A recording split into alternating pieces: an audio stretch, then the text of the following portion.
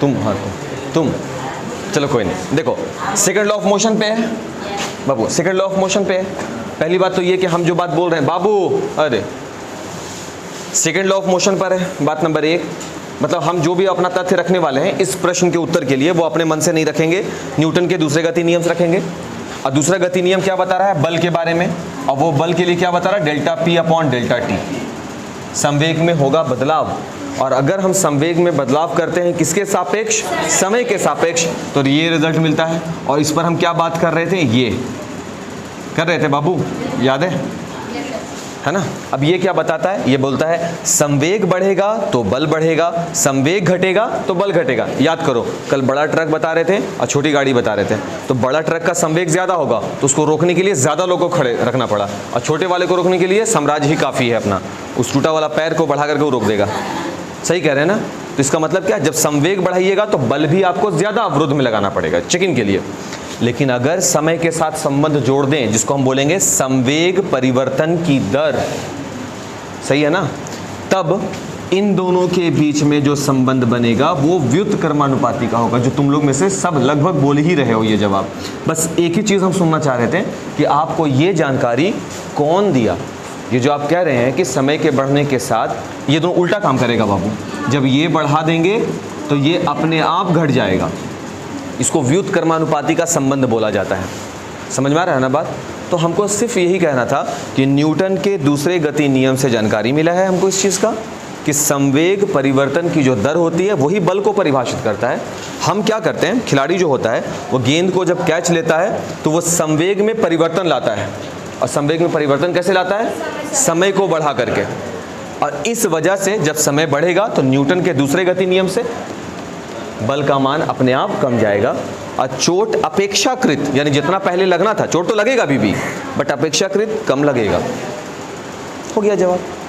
क्या अब बोलो इसको रटने का चीज है? नहीं। अब सिर्फ second law of motion class 9 वगैरह में हम लोग ऐसे ही पढ़ते थे, फोर्स बराबर मास गुने एक्सेलरेशन, खत्म हो गया बात। 11th में ऐसे काम नहीं चलेगा। 11th में क्या होगा? इस एप्लीकेशन का क्या कोई इस्तेमाल है? हाँ है। अगर ये नहीं होता तो क्या हम लोग ये सीख पाते? कभी नहीं सीख पाते। समझ में आ रहा है बाबू? हाँ चलो हेडिंग लगा लो आज का टॉपिक। आज का टॉपिक हेडिंग लगाओ। सब हो गया ना? सबसे सुन लिया ना? ठीक है, आज का टॉपिक हेडिंग लगाओ।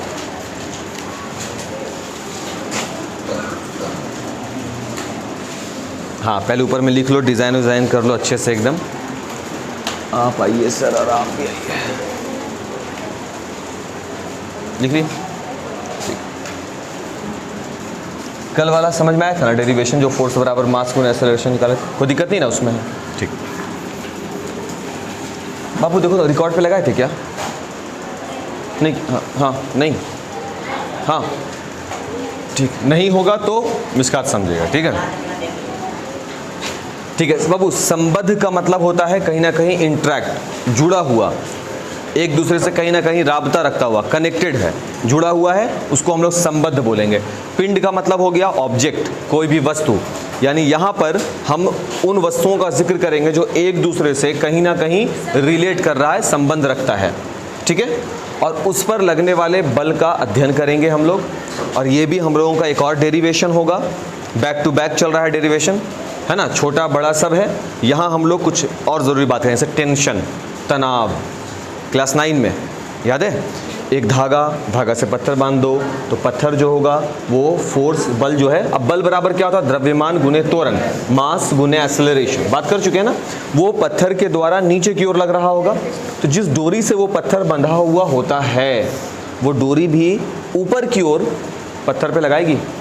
उस बल को जो ऊपर की ओर डोरी द्वारा लगाया जा रहा होता है उसको टेंशन बोलते हैं, उसको तनाव बोलते हैं। टेंशन तो हम लोग ऐसे ही बोलते हैं ना, टेंशन हो गया, तनाव हो गया, गैर ज़रूरी चीज़। तो वो धागा, हम लोग अक्सर गौर नहीं करते इस चीज़ पर, लेकिन हाँ वो धागा भी पत्थर पर अपना खिंचाव लगा रहा होता है, जिसको हम लोग किस नाम से जानते हैं? टेंशन के नाम से। समझ में आया? अब पहले हम एक फ़ोटो बनाते हैं, फिर हम उसको बात करेंगे।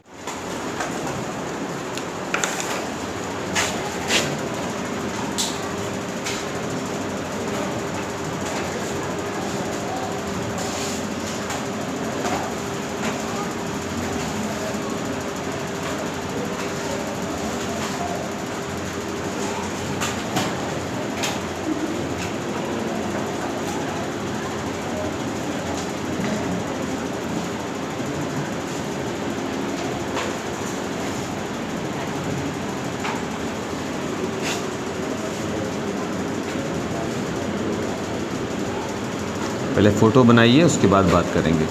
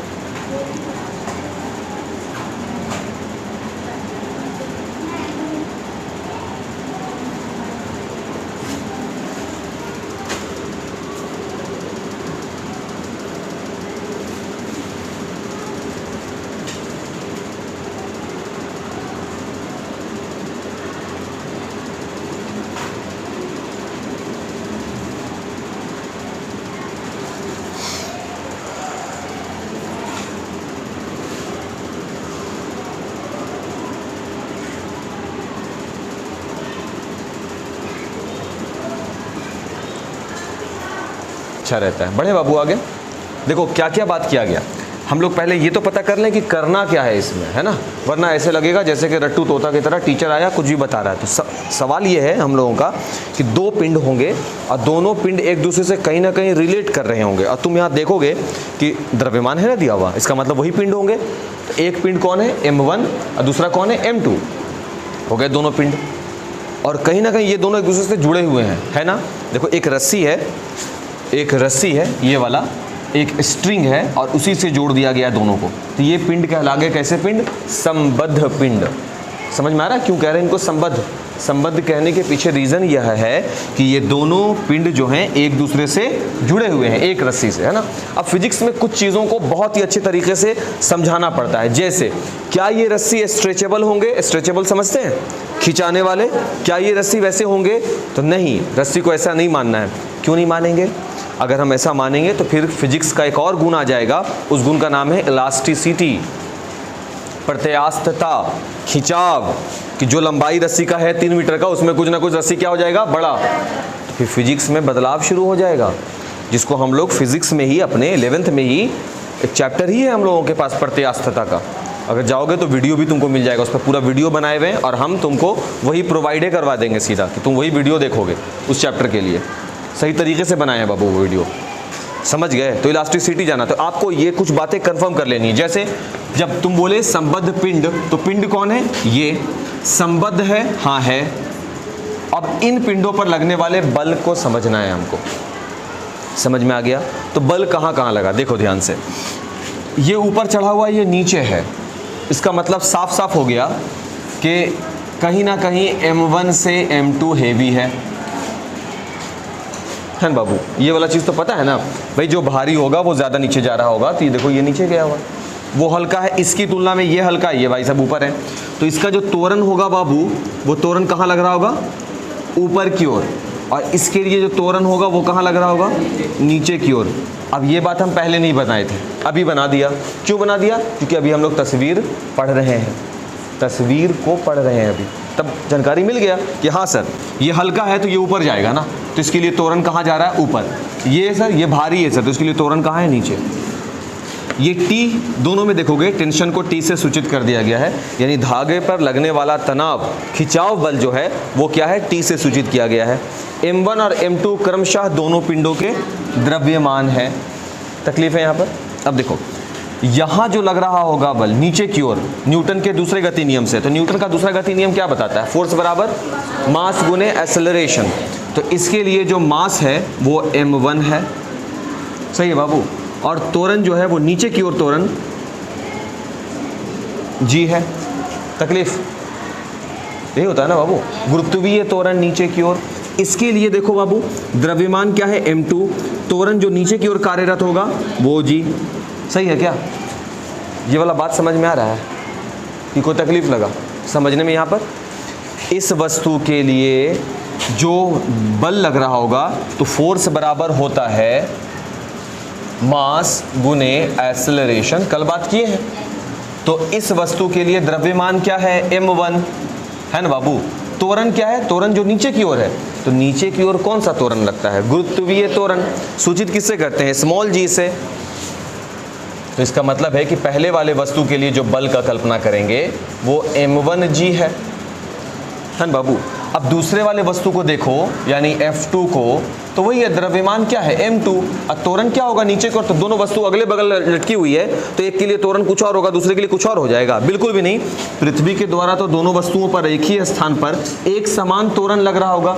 जो गुरुत्वीय त्वरण मेरे पर कार्य कर रहा है 9.8 मीटर प्रति सेकंड स्क्वायर का, और तुम बिल्कुल मेरे करीब बैठे पड़े हो, तो क्या लगता है तुमको? 6.2 हो जाएगा तुम्हारा, सेम होगा ना। तो इसलिए जब गुरुत्वीय त्वरण इसके लिए हम g लिखे हैं, तो इसके लिए क्या लिखना पड़ेगा? g लिखना पड़ेगा। तो इसके लिए भी m2g होगा। सही है बात। अब देखो त्वरण इस बल से Fm1g, इस बल से ये वस्तु क्या कर रही है? नीचे पृथ्वी उसको खींच रही है। सही बोल रहे हैं क्या? आकर्षित कर रही है। किस बल से? m1g से नीचे की ओर खींचा जा रहा है। ऊपर टेंशन लग रहा है। सही है ना? नहीं समझ में आ रहा है? धागा जो है इस m1 को ऊपर की ओर ऐसे खींच रही है, टेंशन लग रहा है। टेंशन का मतलब क्या है? तनाव।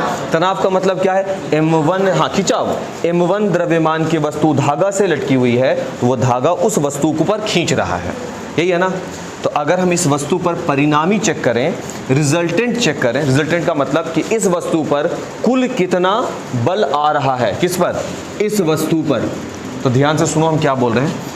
इस वस्तु पर कुल कितना बल आएगा? हम बोला तनाव भी अपना बल लगा रहा है, उसमें से अगर हम नीचे लगने वाले बल को घटा दें m1g, तब हमको पता चल जाएगा कि पहली वाली वस्तु पर कितना बल आरोपित है।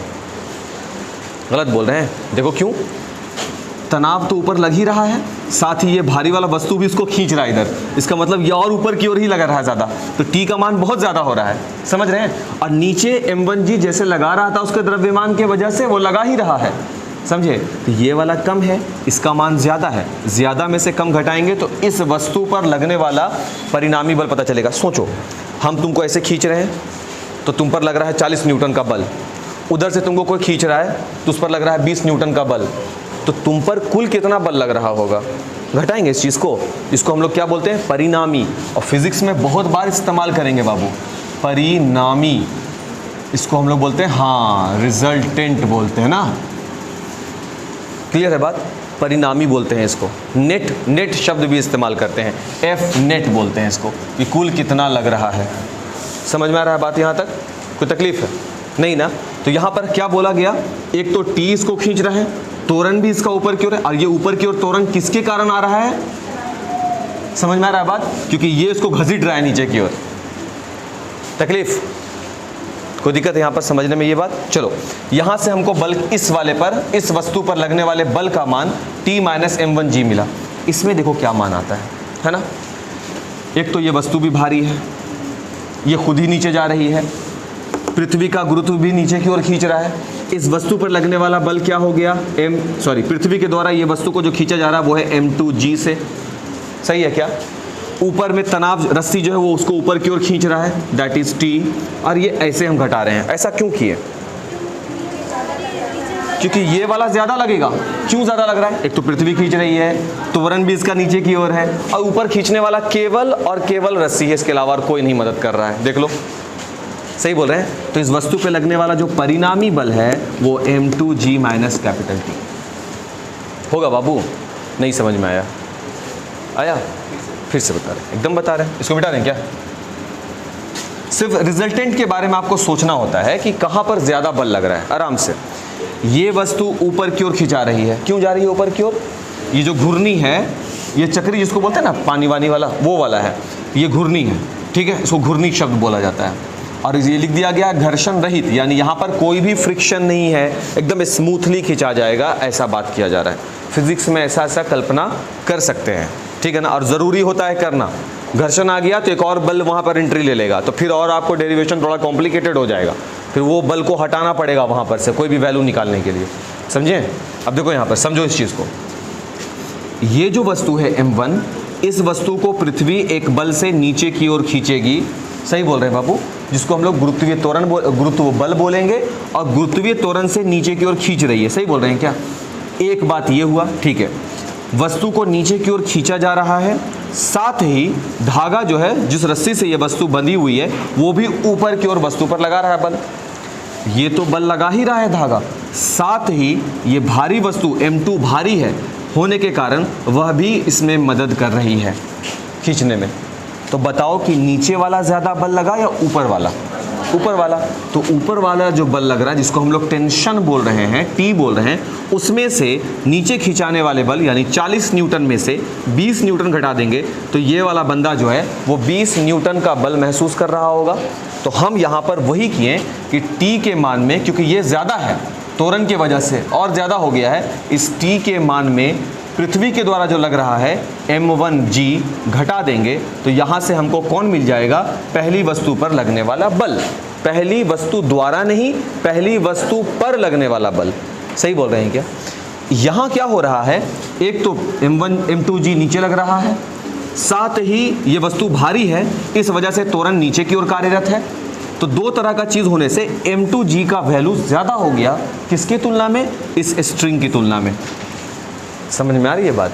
और इस वजह से ये स्ट्रिंग जो है, ठीक है बाबू, ये जो स्ट्रिंग है ये थोड़ा सा कम पावर से, कम ताकत से इस पर लगा रहा है। तो हम यहाँ पर क्या रिजल्ट निकाला F2 के लिए कि m2g के मान में T को लेस कर दिया।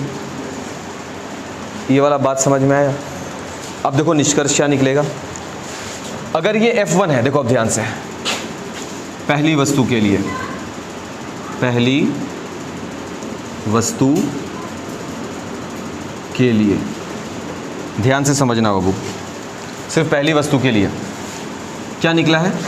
F1 is equal to T minus m1g। सही है ना? अच्छा, यहाँ पर आया है F1, ये आया इक्वेशन 1 दे देते हैं इसका नाम, ठीक है। पहली वस्तु के लिए ना बल आया है ये F1, ठीक है। F का मान न्यूटन के दूसरे गति नियम से, न्यूटन के दूसरे गति नियम से फोर्स बराबर क्या होता है? मास और एक्सेलरेशन।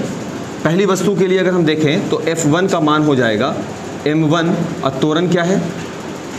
देख लो, पहली वस्तु के लिए न्यूटन का लागू कर रहे हैं नियम। अभी यहाँ पर क्या निकला था? क्या यहाँ पे न्यूटन का नियम निकला था? नहीं, यहाँ पर हम वस्तु पर लगने वाला वो सिंपल सा क्लास 8 वाला बल देखे थे कि इधर से कोई 40 न्यूटन खींच रहा है, जैसे 30 खींच रहा है तो बीच वाले पर 10 न्यूटन का लग रहा होगा परिणामी बल। तो यहाँ पर जो हम निकाल रहे हैं इसको बोल रहे हैं हम परिणामी बल। ये परिणामी निकला, लेकिन यहाँ पर जो F1 है इस पर हम अप्लाई करेंगे कौन सा नियम? न्यूटन का दूसरा गति नियम, जो बताएगा फोर्स बराबर मास गुने एक्सेलरेशन। पहली वस्तु के लिए मास क्या है? m1। पहली वस्तु के लिए त्वरण क्या है? a।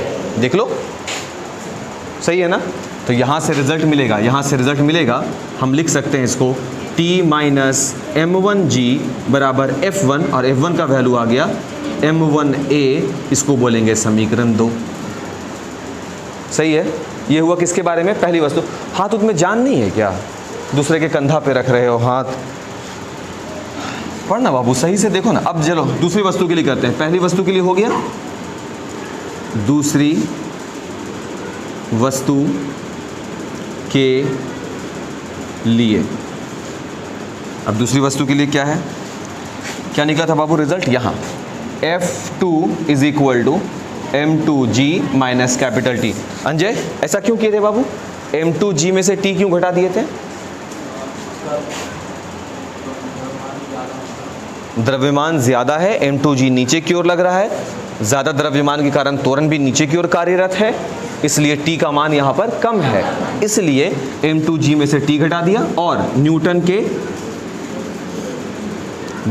के दूसरे गति नियम से क्या है? द्वितीय गति नियम से फोर्स बराबर मास गुने एक्सेलरेशन। तो दूसरे के लिए F2, m का मान m2 और a का मान a। अभी भी तो a ही है कि बदल गया है? नहीं। तो ये हो गया रिजल्ट, इसको ले जाकर यहाँ रख दीजिए तो आ जाएगा ये m2g माइनस T बराबर m2 और a, इक्वेशन नंबर 3। कोई तकलीफ है यहाँ तक? अब देखो क्या क्या चीज़ हमको निकालना है वो भी ध्यान रखो। त्वरण का जिक्र आ रहा है तो हम ए का मान निकाल देंगे, तनाव का जिक्र आ रहा है हम टी का मान निकालेंगे। बस हमको त्वरण को ढूंढना है और तनाव को ढूंढना है। चलो चेक करते हैं कहाँ कहाँ पर मिलेगा, कहाँ है इसका। हम पहले थोड़ा इंट्रोडक्शन लिख दें, क्या क्या इंट्रोडक्शन होगा। देखो कैसे इंट्रो लिखा जाता है। माना कि M1 तथा M2 द्रव्यमान के कितने पिंड हैं? 2 पिंड हैं जो एक रस्सी नॉन इलास्टिक, सही है, द्वारा घूर्णी की सहायता से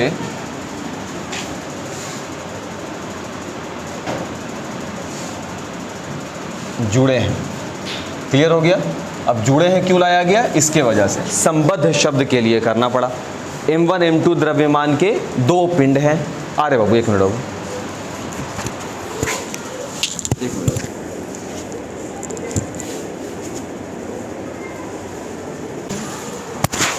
घूर्णी की सहायता से जुड़े हैं और क्या, साथ ही M1 से हेवी है M2, यानी M2 का द्रव्यमान ज़्यादा है M1 की तुलना में। ये पता चला? क्या हुआ? हंसी मजाक चल रहा है?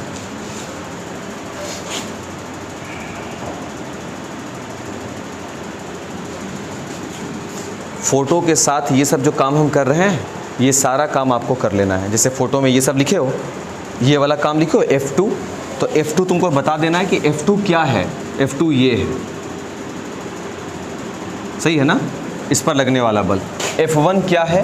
F1 ये है, इस पर लगने वाला। समझ गए ना?